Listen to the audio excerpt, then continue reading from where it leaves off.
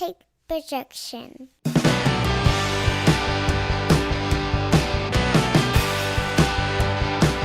It's Friday morning, and you know what that means. It's time for another episode of the Alabama Slam Podcast. I'm your host, Corey Hanna. What's going on, guys? It's Patrick Akers.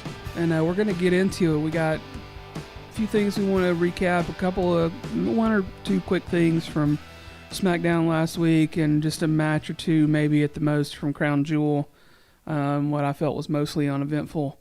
And then we'll get into Dynamite. Did you see Raw?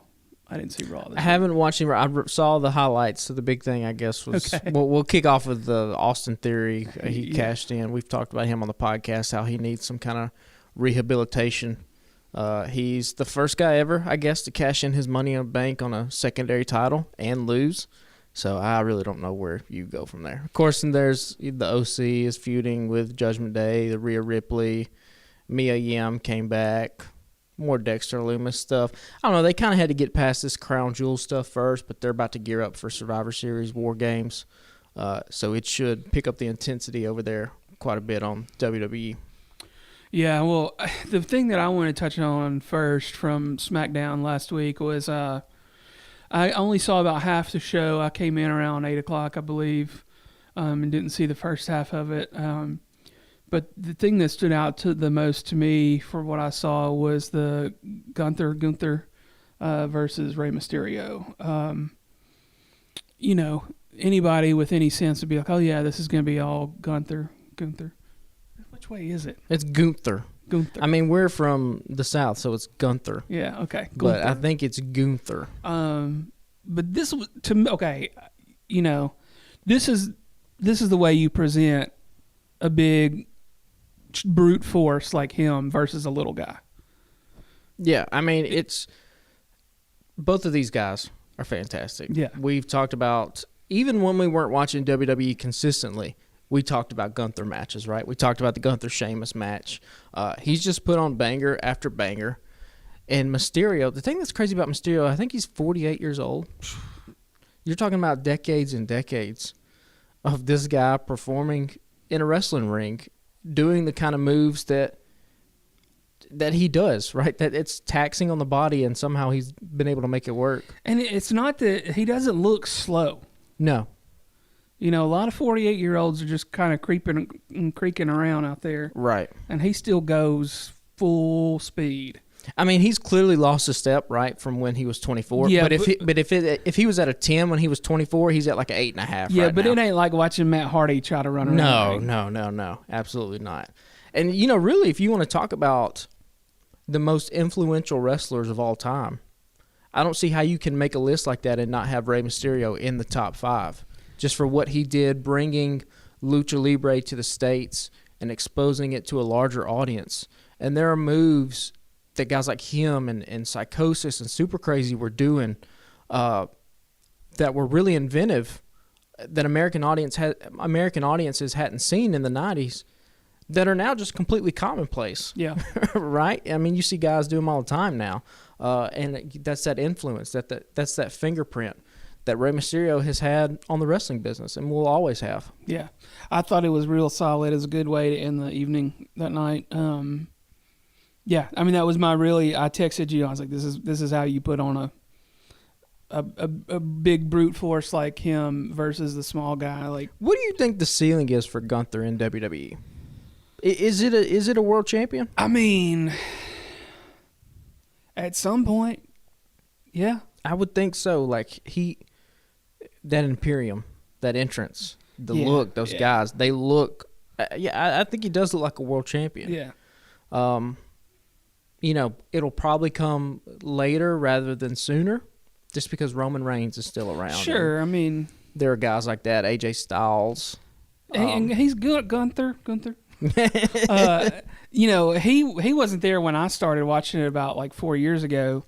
So I feel like he's one of those guys that came in the last year or so, back before I jumped back or dipped my toes back into WWE a little bit. But like, he hasn't been around that long. So like, I feel like you got to make him wait it out a little bit, right? Make him pay some dues. Like, maybe give him, I mean, I don't know. Well, what he's doing right now is what you do with a guy like that. He has made the Intercontinental Championship mean something. Yeah.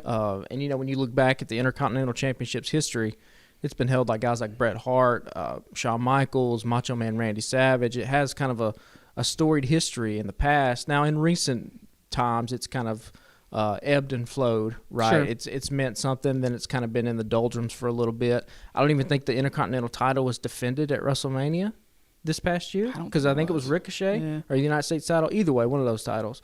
So Gunther has made this title prestigious. I mean, that's what I'm saying. Like, use this time to build that title back up with him. Just make him unbeatable for a year or so. I think the purpose of those titles, you give a guy a run, and you just say, let's see what he does with it. Yeah. And Gunther has passed that test with flying colors. Yeah. Yeah, we can move on. That's all I wanted to say about that. It was a banger. It was a good lead in to Crown Jewel, I thought. Yeah. Crown Jewel for me, I was trying to watch it while I was watching the late window on Sunday, NFL Day. And the only one that really, really grabbed my attention was Roman Reigns and Logan Paul. Well, yeah, I mean, that was the big thing. I mean, Logan Paul, there's an alternate history where, he falls in love with wrestling as a kid in Ohio, and at 19 joins a wrestling school instead of being a YouTube star, and he probably becomes the greatest wrestler of his generation. Look, it's possible. I didn't know shit really. I think we talked about this on his last match when you were the episode you were missing. When I think you had just had the baby, right? Yeah. I had TD stepped in and co-hosted that episode.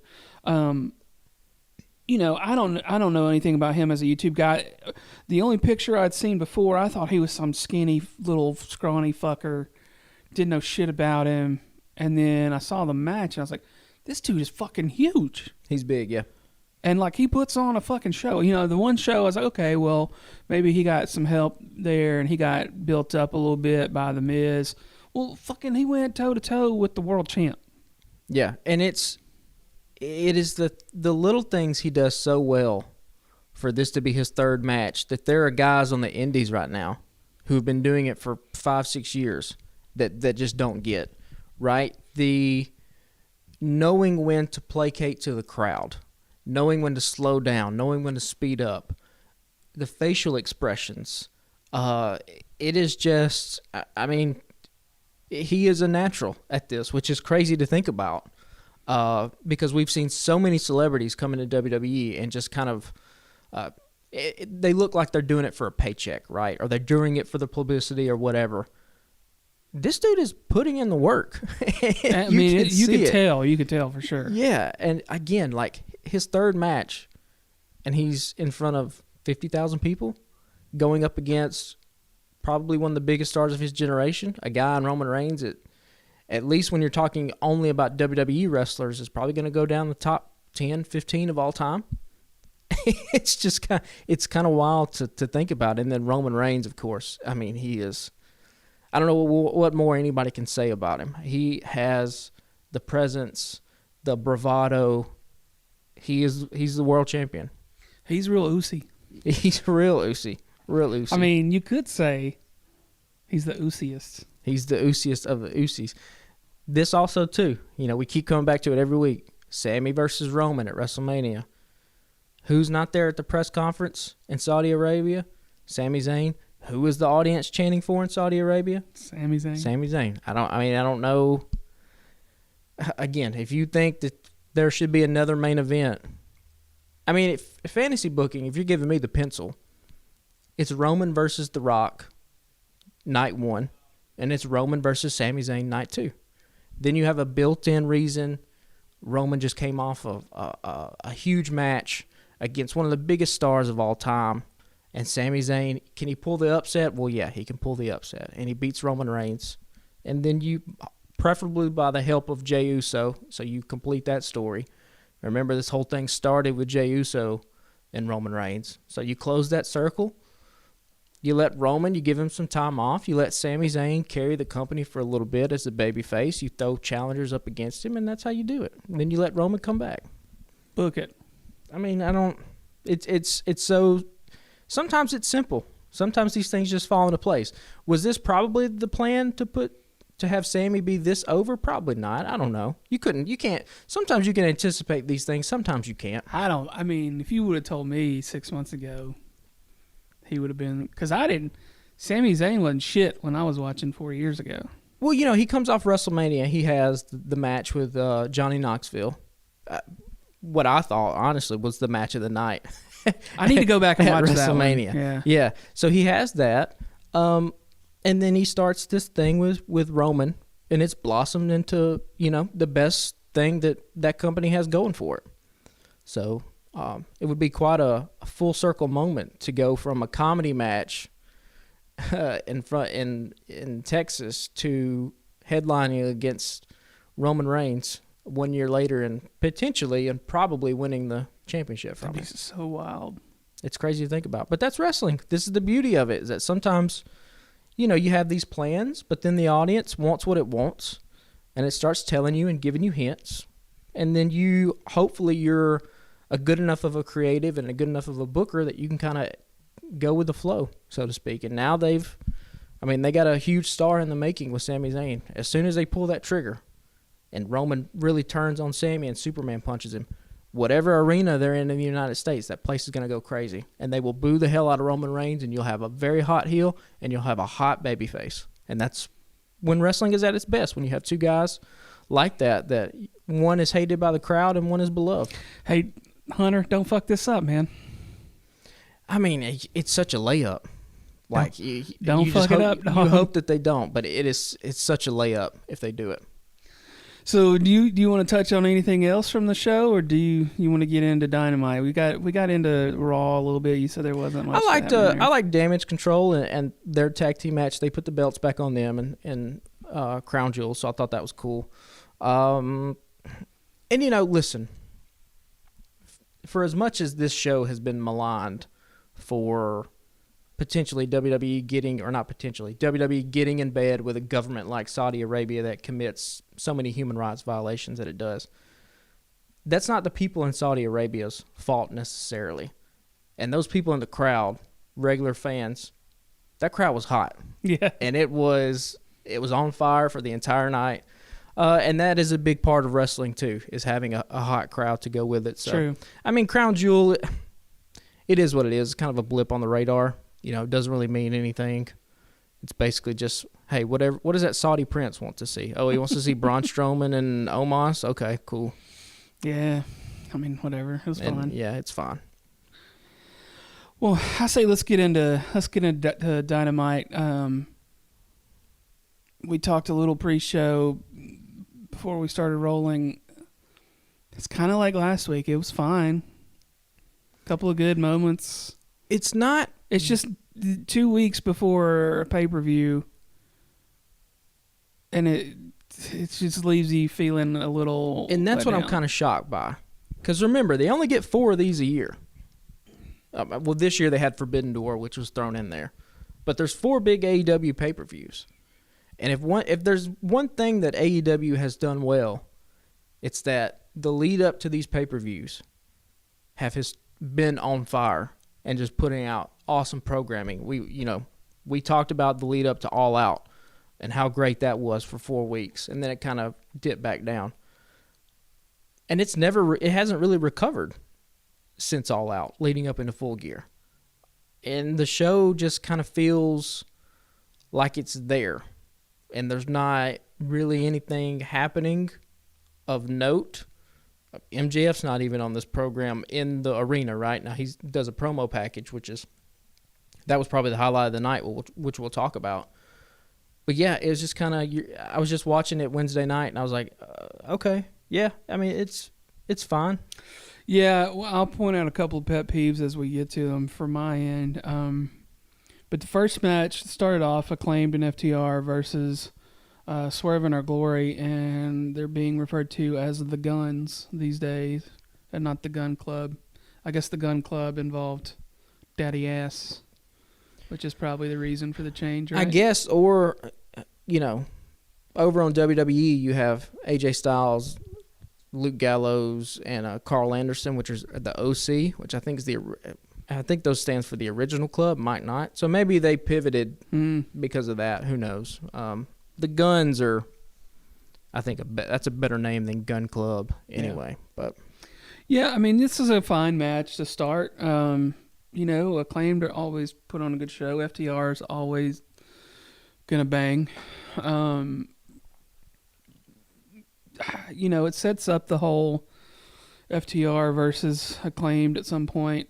yeah, It was nice that Billy Gunn came out and got to get a few hits on Swerve at the top before the bell rang. and this isn't even nitpicking. This is just like not being logical. But why? Okay, so he's upset this week, but he wasn't upset last week. Yeah, whatever. Like, it just makes like, oh, okay, so Maybe he felt like swinging this week. maybe 14 days after the fact, he felt like getting a couple licks in. Like, what, he couldn't find Swerve last week when they showed up to work?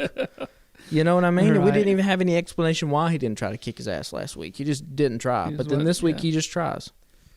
Yeah, it's a fine match to start. That's about all I really have to say about it. Yeah, it's Nothing memorable, I didn't think. no, it's not any of these guys' best match. All these guys are talented. At some point, yeah, FTR and Acclaimed are going to have to square off. So is it Swerve in Our Glory and the Acclaimed at Full Gear? We haven't even got that announced yet, have we? I think that's official. It is official? Okay. Yeah, I could be wrong.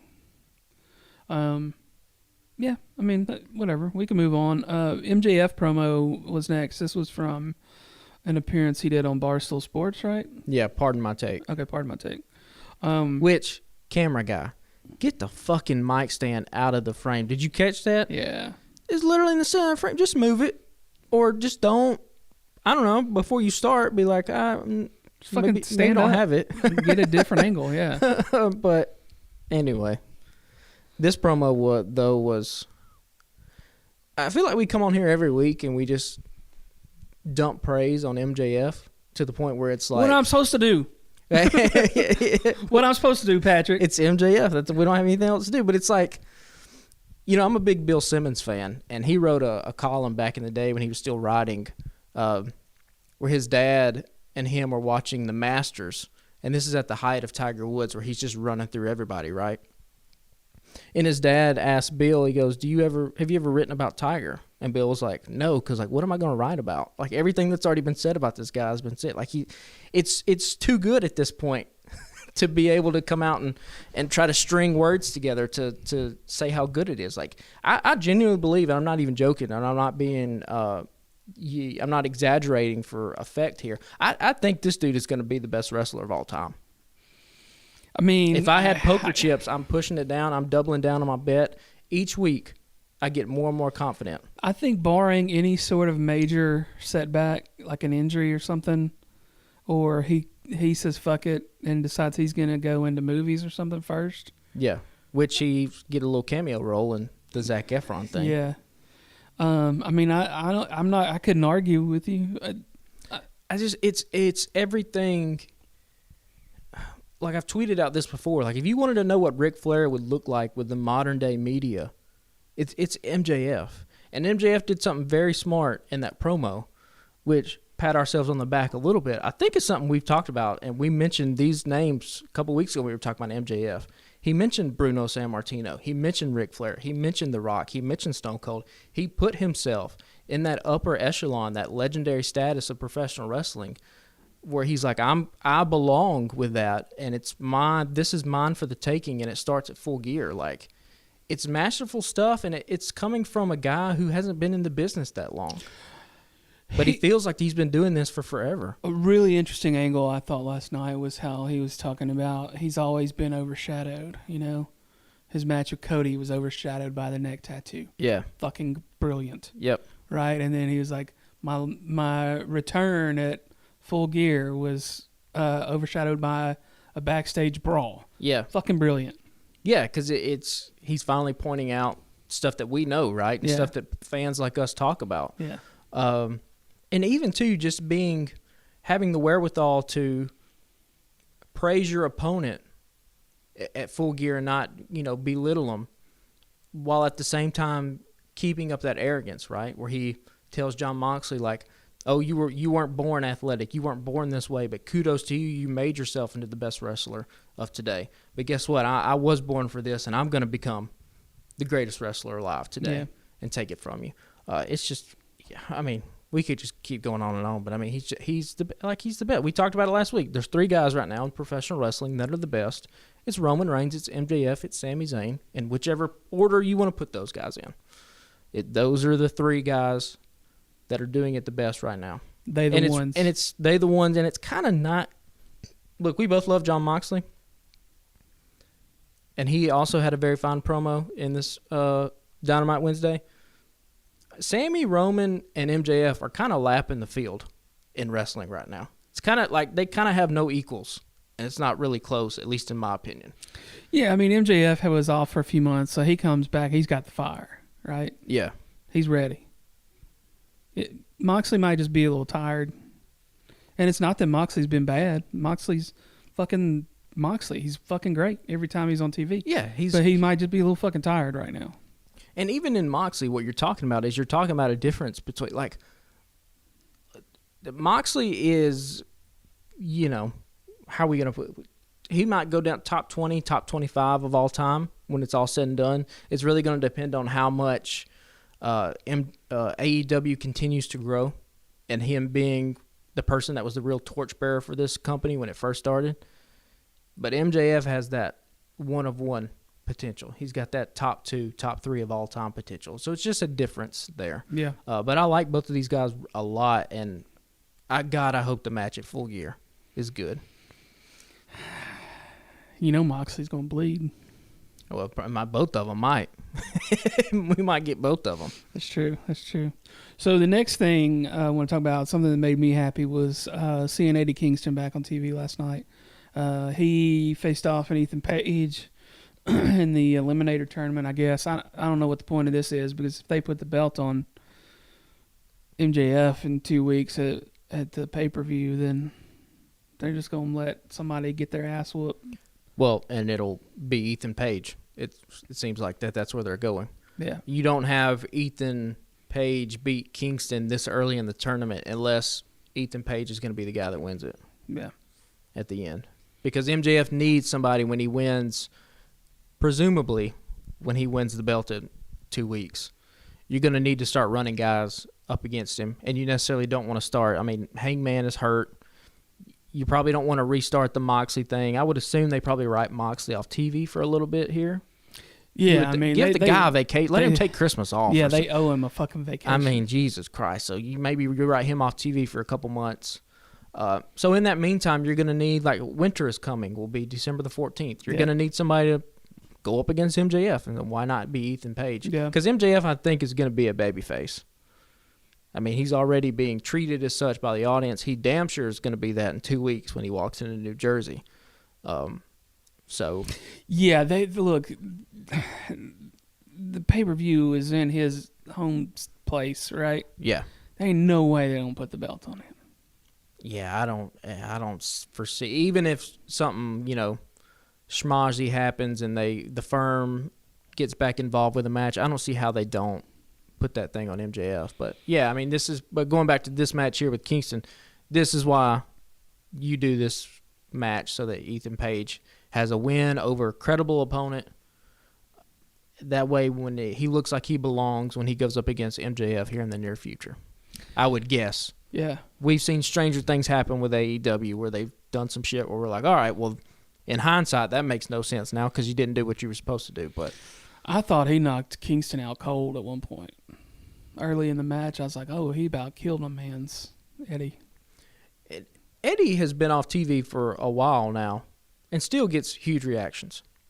I mean, it's at some point you have to think that materializes, right, into some big-time run, probably for the world title. I don't know. He has a very Dusty Rhodes-esque quality about him. But they just haven't done... Has he won any title? No. I mean, not even TNT title, not a tag championship, nothing. I mean, all right. His first match obviously was against Cody for the TNT title. Yeah. People didn't know who he was Yeah. then, really. I mean, that was the match that got him his job. His job.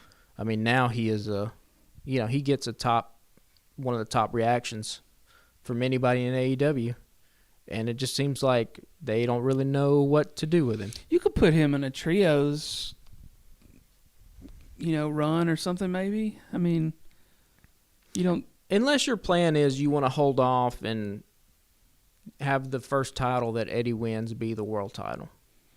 How sweet would that be? I'm not. Yeah, it would be sweet, and I'm not mad at it. But in the meantime, can we tell some kind of story with him? Does he have to just be? Yeah. Do we have to just put him on the shelf till we decide we're going to tell that story Yeah, in that's 8 true. months? Like, he can be doing other things. You can have stories that don't involve titles. True. It's fiction. Make it up. There's plenty of people backstage that he hates. You could put some matches Both maybe in kayfabe and out of kayfabe. for real, yeah. Just make that shit into some matches. So the next thing is basically a setup for a turn. Wardlow versus Ari Daivari. The whole point of this match basically was to let Samoa Joe turn on Wardlow afterwards, because afterwards Wardlow's beat the shit out of Daivari. He says, I'm gonna win every title in this company, and Samoa Joe's standing behind him, and he's like, "No, Yeah. cuz I'm holding one of these titles," and then clocks him over the head with it. That's fine. Neither one of us really thought that the War Joe thing was working out. Like, what was the point of that? Right. I feel like Wardlow and Hobbs are going to put on a banger when it's their time in a couple weeks. Yeah. Well, you would think now it's going to be a triple threat, right? I guess, yeah, right? Yeah, which that's the impression I got from it. Maybe it's the wrong impression, but if you have those three guys and they're all in the ring and neither one of them are aligned with each other anymore, why not put them in a triple threat? Yeah, I guess you could. I mean, this Wardlow thing was stupid when they did it. It's even dumber now because you could have just done this.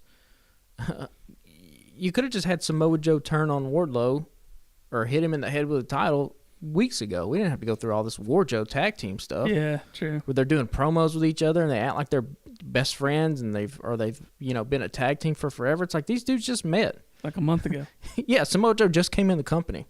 So and also, does that make Wardlow? There's a big running joke with the internet wrestling community.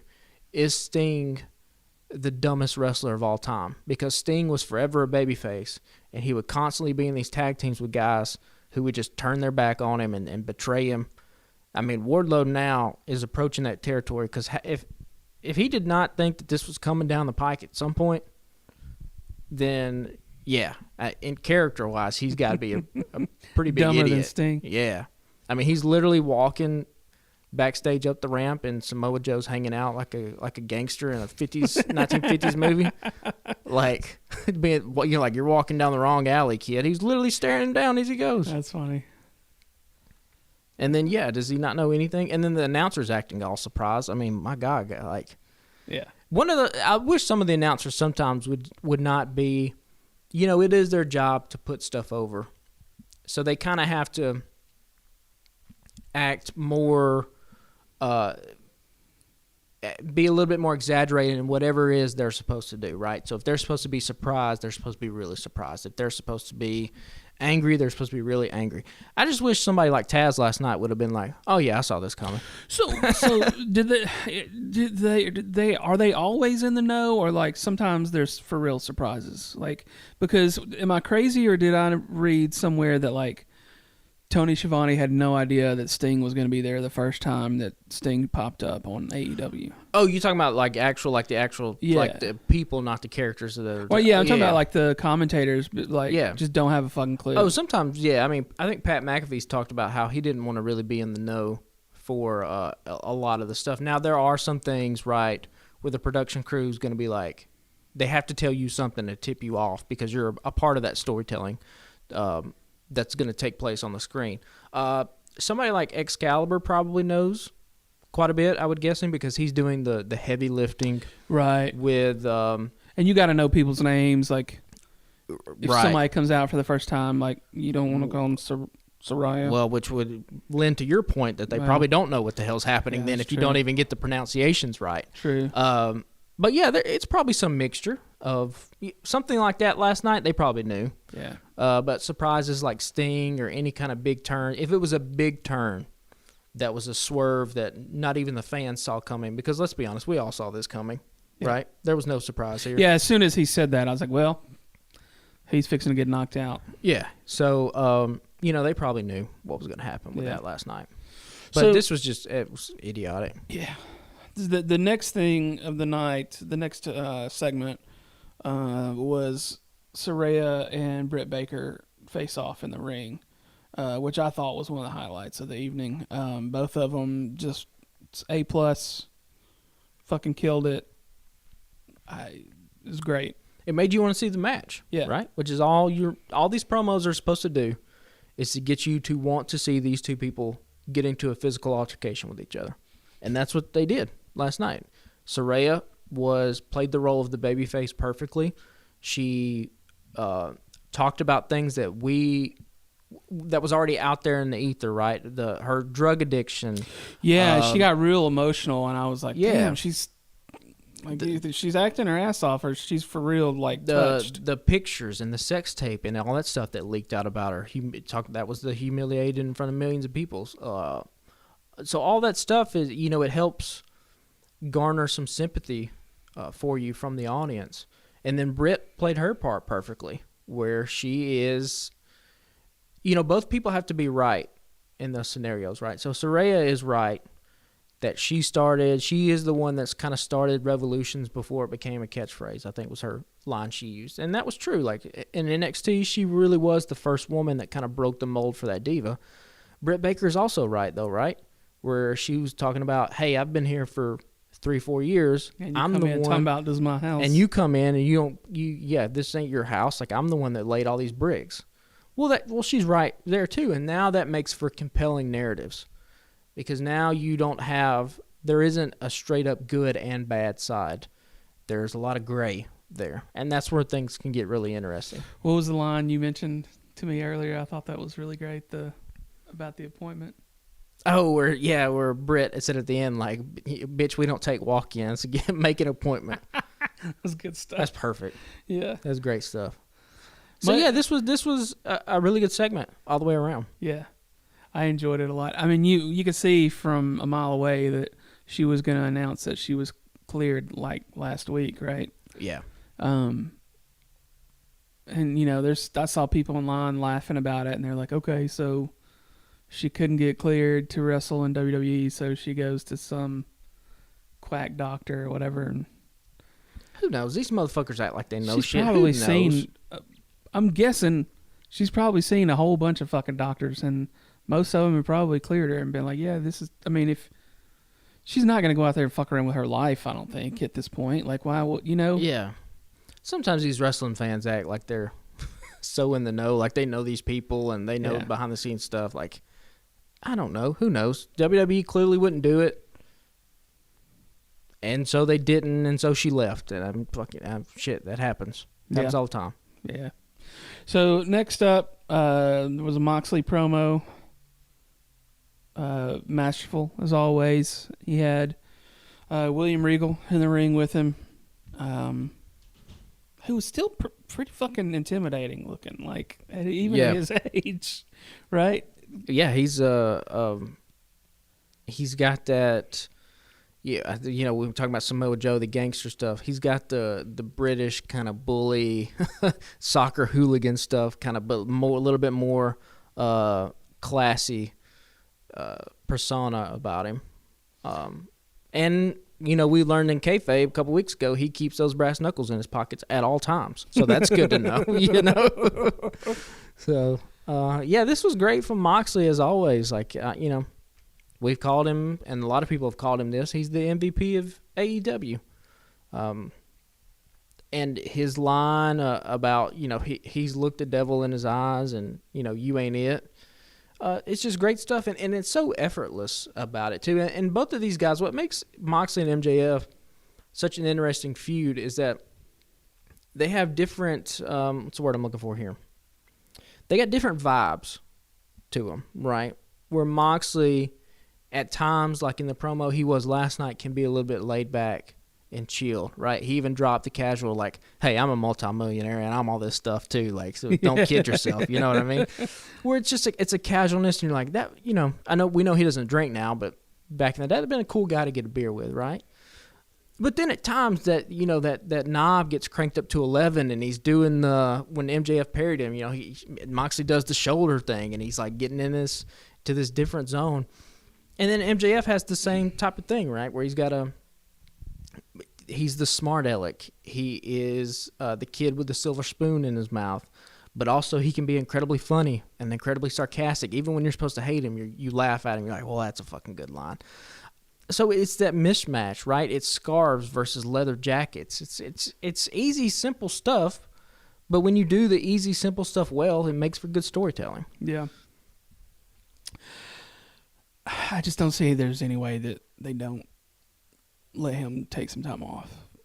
I just keep going back to it. Like, I don't know. I'd be shocked if Moxley walks out of the Prudential Center on the 19th with a title. Yeah. I would genuinely be shocked. So at some point, well, just real quick, I want to touch on. I didn't write it down because I didn't remember exactly where it was in the show. But we see Ricky Starks backstage for a half second, and then getting his head bounced off the garage door. Yeah, and then he gets jumped by Lance Archer, who hasn't been on TV in 3 months.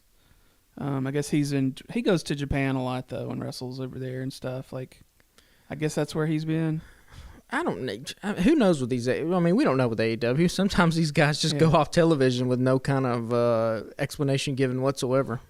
So they did our boy wrong last night. And then the other thing that I didn't write down was Nyla Rose calling herself the TBS Championship. Did you see that? I did, yeah. Even the graphic has in quotation marks TBS champion. That's so fucking good. This is what. I wish they would do more. They could have done more with it. Now, I think they've done a pretty good job as it is, but I think it had a lot more legs. This is the kind of stuff Jade needs to kind of go to the next level. And I think Nyla has pulled something else out of her where it's not just, we know Jade is a physical specimen. We know she can whoop everybody's ass in the ring in that women's division. But that's it. You got to do more like that than to just be a champion. And so I think they've missed, a lot of comedic elements that they could have done here between the two of these women, because Nyla's probably not going to win at Full Gear. I don't know if Nyla's going to be the one that puts the one loss in Jade Cargill's record, right? Yeah, because Nyla's been kind of non-existent for a while. Yeah, they just kind of, and kudos to Nyla. I kind of forgot about her, and they just brought her back recently. Yeah, kudos to Nyla for taking this opportunity and she's hilarious on Twitter, and she's made the most of this program. I just wish that there would have been a little bit more, because I think we could have seen more of Jade's personality come out. You know, she's real flat on the mic. She's got one note, right, and it's intense, and I'm gonna whoop your ass. Okay, it gets old after a while though. Yeah, particularly when you have people like Saraya and Britt Baker, who are the top stars of that division. And when you look at just the promo skills between those two women and Jade, it's kind of night and day, right? But Jade, that's where she needs to get better at if she's going to ascend, because she has the potential to be that crossover star and be the biggest star in the women's division. But I don't think she's gotten a lot of opportunities to showcase that or to grow into that role at all. So, quickly, Jamie Hayter and Sky Blue, you said you might want to touch on that for just a second. I mean, the greatest women's wrestler in the world right now got to wrestle, so anytime I can talk about Jamie Hayter, I will take the opportunity. I would also be shocked if she doesn't come out of – let me rephrase that. I'm not going to be shocked. I'm going to be upset. She probably won't win come Full Gear, but I will be upset if she doesn't, because she's incredible. Like, everything about him, the same sort of stuff that I see with MJF, I see with Jamie Hayter, albeit on a little bit smaller scale. Like, I don't think Jamie has the potential to be the best women's wrestler ever. But in the ring, I've called her the Shawn Michaels of the women's division, and I do think that is true. The way she bumps, the way she moves around, even the creative way last night she got into her ripcord lariat, which I'm glad they're putting that thing over because she looks brutal when she hits it. Yeah. And I think it's going to, when Tony probably will, unfortunately, beat her at Full Gear, that's going to elevate Tony, too, because we have seen Jamie be a real threat in this division. So if Tony's able to overcome her, that'll be a big notch in Tony's belt as well. Yeah. Well, we also have this Thunder Rosa stuff. We don't know when she's going to come back. Yeah, who And knows? unfortunately, the curse of the interim belt is that we got to go back and do Thunder Rosa versus whoever has the interim belt, which I don't know. I wish they wouldn't do it. I'm kind of, well, I mean, It'd be like, if you can't compete, you got to drop it. well, yeah, they should have, like, I think we've mentioned this a couple weeks ago at this point. They should have a rules section on AEW where you can go click on the website, see the rules section, and the top rule should be like, if you can't defend your belt once in a 30-day calendar period, just like the NWA did, you're stripped of the belt. And that way you make it clear, you make it concrete. Thunder's hurt. She's going to be out 3 months. Boom, stripped of the title. She can't do it. Yeah. So, for whatever reason, last night, the main event was Bryan Danielson versus Sammy Guevara, even though we're going to turn around and get this match again at the pay-per-view. Well, in a it'll couple be weeks. it'll be a four-way, right? At the pay-per-view, it's Jericho, Claudio, Danielson, and Guevara. Yeah. You're right. But I wasn't disappointed by this match.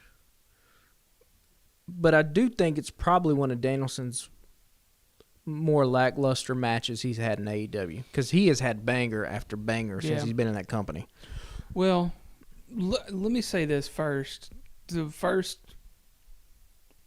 I guess you want to call it, his DQ that got Danielson the first victory, 2 out of 3, was Guevara throwing that chair at Danielson.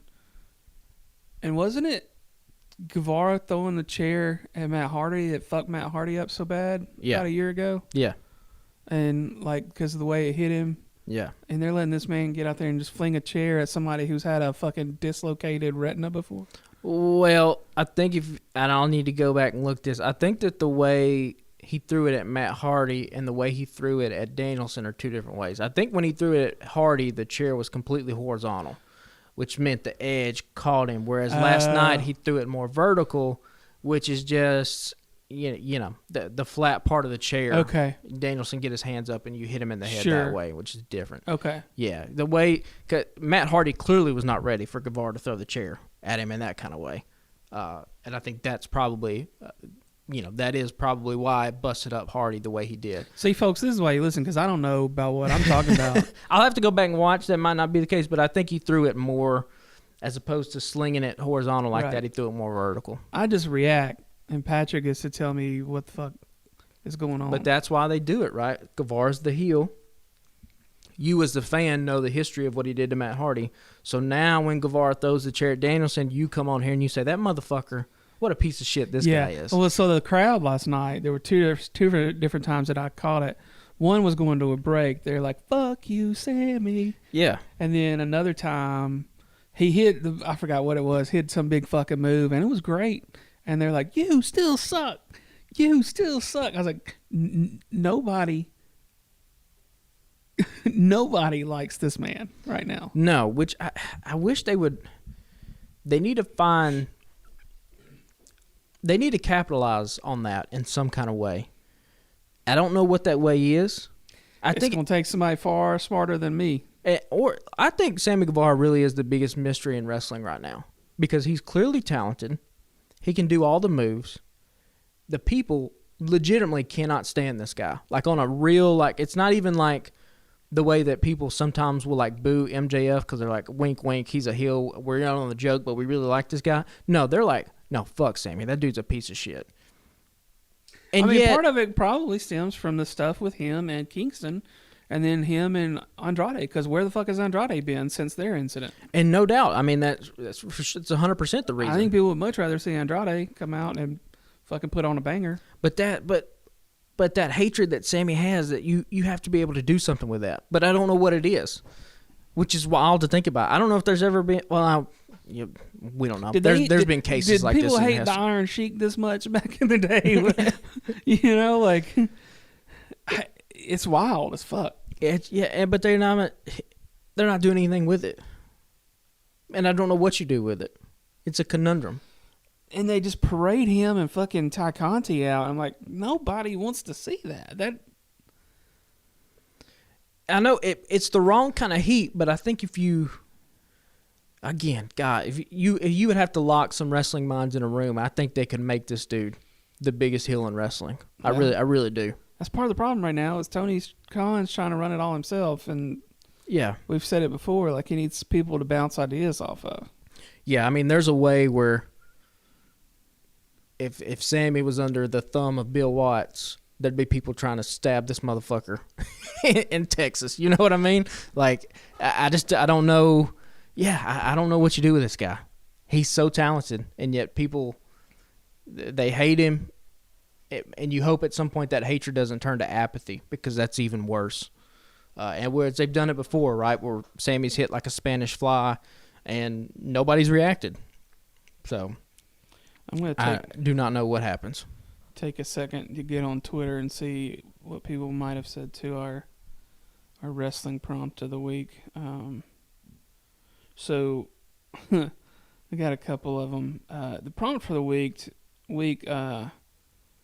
was, if you were a wrestler, what would your wrestling name be, and what would be your finishing move? Right?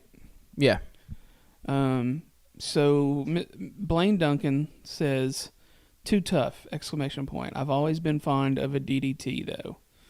And then the Jeff on Twitter at like the too Jeff, tough, like TWO, TOO tough, like too he can't come tough. with a name. I think as well. Too tough. Oh, I thought that was his name. My bad. I was like, that is too funny. tough. Was he like he's gonna be a rapper or something? I'm gonna call him Too Tough when I text him. Too tough. Yeah. So the Jeff responds and says that Blaine Duncan would be B-Dunk, and he does a two-handed tomahawk hammer from the top turnbuckle. That's a good one. And straight like it's 1970s wrestling. Right. And then Jeff also says, "I always find the name DDT interesting. From Wikipedia, rumors abound as to what the letters DDT supposedly stood for, including Damien's Death Trap, Damien's Death Touch, Damien's Dinner Time, all named after Jake's pet python Damien, or Double Diarrhea Tightrope. Drape, drop, takedown, drop downtown, downward dome thrust, and death drop technique." I can't fucking read all these DDTs in a row. When asked what DDT meant, Jake once famously replied, "The end." The abbreviation itself originally came from the chemical dichlorotrichloroethane, a notorious, that's all one word, a notorious pesticide, as stated during shoot interviews and Jake's Pick Your Poison DVD. Well, that's all good info. I have no desire to ever have to read that word on the podcast. I think, is DDT outlawed? I think it's outlawed now. Maybe it's not. I thought it was. Not the move DDT. Oh, I was going to say the pesticide thing. I think it is. Maybe so. So, yeah, that's all the responses we got this week. Blue Gillen, you let us down, buddy. You always respond. Chase Gilmer, buddy, you let us down. They were busy this week. Yeah, y'all were probably tied up. We still appreciate y'all. Thanks for everybody. Thanks for listening. Yeah, thanks for. So, what would your name be? Have you given it thought? Because I actually did have a name, so it's not like I have to think about anything. So yeah, okay. I'm a large fella, right? Yeah. I want to tell you a story, dude, that I knew back in college. Worked next to a McDonald's back in the day, right? And he rolls into McDonald's early one morning. And he's standing there looking at the board, trying to decide. The guy in front of him, I say, "Sir, can I take your order?" He says, "My man's looked like he had just fallen out of the bed," right? And he goes, "Yeah, I want to, let me get a big breakfast and an orange drink." And the lady says, "So you want the big breakfast with an orange juice?" He says, "No, I said orange drink. I need the big breakfast and the orange drink." So Big Breakfast was a joke with us for a while, right? Yeah. So I think my name would be Big Breakfast. I haven't really thought about my move yet. But it would be probably some sort of fat man splash or something, I was right? gonna say, being a large fella, there's like the choke slam, there's like the Vader bomb. You get to pick from like 4 or 5. Right. Yeah. the bonsai drop, Yokozuna, the Vader splash, Yeah. something like that. It's I might just tried fucking and lay true. on my back on top of you and ride around for a little bit. Because you ain't getting up, son. I'm a hoss. Oh, that's So funny. so tell the folks, we might have mentioned your name on here before, right? I don't remember. Maybe, I can't remember. So I wrestled under the name Mr. Ego, which it wasn't my pick. It was just what the wrestling trainer was like. You're gonna debut in 2 weeks, and we're gonna call you Mr. Ego, and you're gonna kind of be like a smart aleck young kid, because I was by far the youngest guy on the roster, and I was fucking 18, and I was like, all right, cool. Fucking Sammy Guevara out there. Yeah, basically, I was like, all right, Mr. Ego, that's fine. A little punk. And then my finishing move was, and Britt Baker actually does it. It was where you kind of set somebody up for a fisherman suplex, you hook the leg, but you turn it into a spinning neck breaker. And so I kind of had some ways to get into it, and I would hit it real fast, and it would look kind of vicious. And I tried some other things. I tried like a flipping leg drop, kind of from outside to inside. I hit it successfully a couple times on some dudes in the matches, and then one dude, my ass just landed on his face, and I was like, all right, well, I'm not gonna do this move anymore. Then I just busted homeboy's nose, so I want to try to protect who I'm working with. So, yeah, that was Mr. Ego. Mr. Ego. Yeah. We keep meaning to find some of those clips of you and, We gotta, and put them yeah. on our Instagram. We got to get them, yeah. We'll have to go. When I first wrestled, when I first debuted, I had like an orange Under Armour thing and like some Texas Longhorn stuff, and I was billed from Austin, Texas, and all kinds of stuff. I went through the little iteration. Then at the final version, I had the white track suit and the singlet and the rip-away pants, the sucker, all that stuff that we talked about. That was my last. I forgot about the sucker. That was the last iteration of Mr. Ego. Yeah. So. I love it. Yep. Well, y'all, as always, thanks for listening and hanging out with us for the week. Next week, hopefully, will be a little more exciting with the lead up to the pay-per-view. I don't think they've named a lot of the matches for next week. I think Friday Rampage should be pretty fun this week.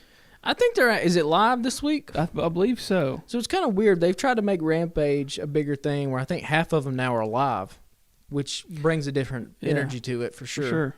Because they gotta make that show mean something. Yeah. Yeah. Yeah, I think I know this Friday they've got Cage and Jungle Boy and Luchasaurus are all going to face off. Not square off, but a couple other things they mentioned on the show I think are going to end up being pretty fun. Don't we get Jade and Nyla on Friday? Or is that next Wednesday? I think Jaden Nyla's at the pay-per-view, right? They announced it at Full Gear. Fuck, there was so much going on. Dante Martin, his Eliminator tournament match, I think. That's right. It's Friday against, was it Brian Cage? Yeah. How the fuck?